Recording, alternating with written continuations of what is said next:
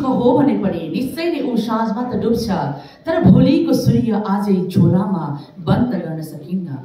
यदि सूर्य नै दुःख हो भने पनि आजैबाट सूर्य बहिष्कार गरौँ, त्यो पनि सकिन्न।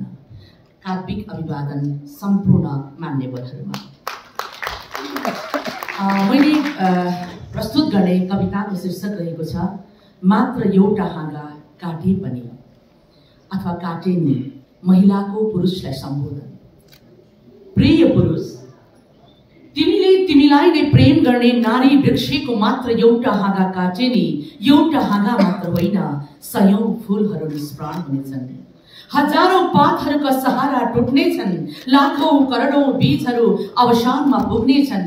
एउटा हाँगा काट्दा तिमीले सोचे भन्दा नै के हुनेछन्, के हुनेछन्।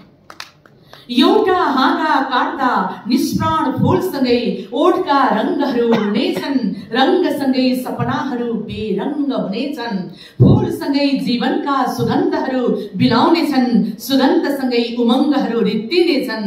एउटा हाँगा काट्दा तिमीले सोचे भन्दा नै के हुनेछन्, के हुनेछन्।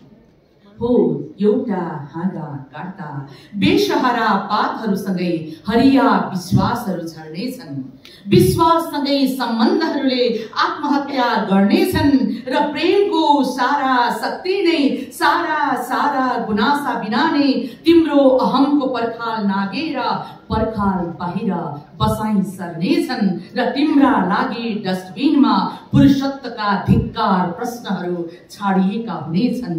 बुझ्यौ, एउटा हाँगा काट्दा तिमीले सोचे भन्दा नि के हुनेछन्, के